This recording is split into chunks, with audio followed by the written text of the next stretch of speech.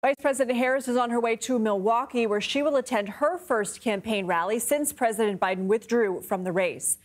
Several labor union leaders will be in attendance, including the AFL-CIO, which endorsed Harris for president on Monday.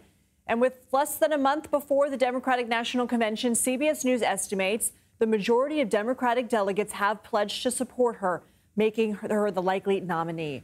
Harris stopped by her campaign headquarters in Wilmington, Delaware yesterday, greeting staff and highlighting the contrast between herself and Trump. Donald Trump wants to take our country backward to a time before many of our fellow Americans had full freedoms and rights. But we believe in a brighter future that makes room for all Americans. CBS News senior White House correspondent Weijia Jiang is following this for us from West Allis, Wisconsin. So, Weijia, what can we expect to hear from Harris in her first campaign event as the likely Democratic nominee?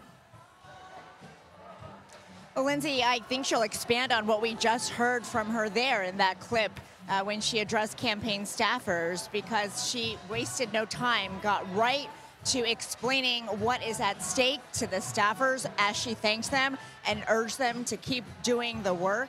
And I think, she is going to do that exactly today.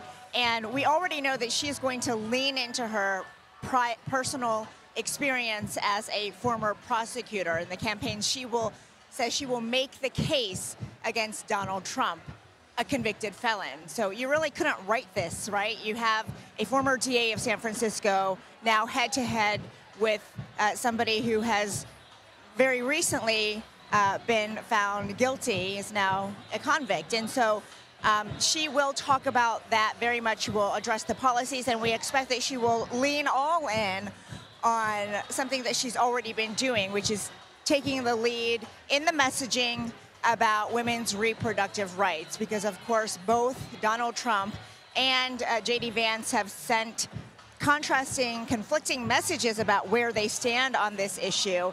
And I think that, she will capitalize on that. What were we learning about Harris's potential pick for a running mate? Who's on the short list?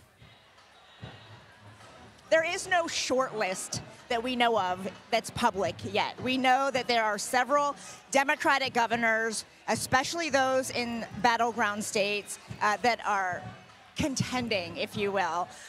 But, until the campaign wants to make clear who that is, we are relying on our own reporting, and we know that some of the names include those we've been talking about, the governor of North Carolina, Roy Cooper; of Kentucky, Andy Beshear; of Pennsylvania, Josh Shapiro.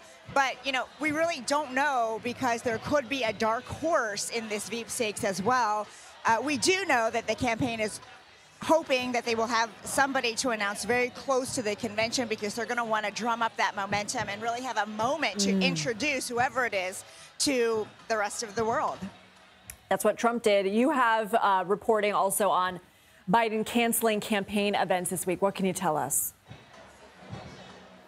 Well, he was scheduled to go out west for several campaign events in many states, including California, where he had back-to-back fundraisers on the books. A campaign official says they haven't been, quote, canceled. They have been rescheduled to a further date that has not been determined yet. But of course, we know that the president has just been recovering from COVID. He's going back to the White House this afternoon. As you mentioned, tomorrow night he will deliver a primetime address. He will also be meeting at some point with Prime Minister Netanyahu.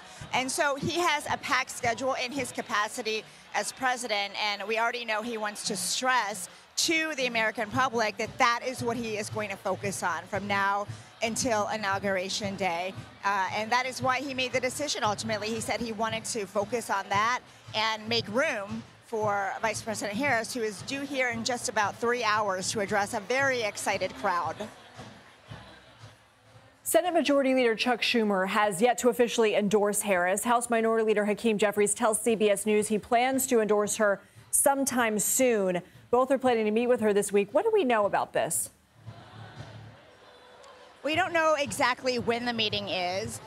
But it does feel like it's just a matter of when and not if. As you mentioned, Jeffrey's already told CBS News that he plans to endorse her soon. And so they are expected to have a meeting before those two formal endorsements happen. But it is significant that, former House Speaker Nancy Pelosi endorsed Harris yesterday very clearly, very aggressively, along with several other prominent Democrats. And so we expect that could happen at any time this week, and that will only strengthen, the coalition that we've already seen build around her. In fact, we can report that since yesterday, or since Sunday afternoon, I should say, when the president dropped out of the race until last evening, Team Harris and the Democratic groups backing her have brought in more than $100 million. Weijia Jiang, thank you.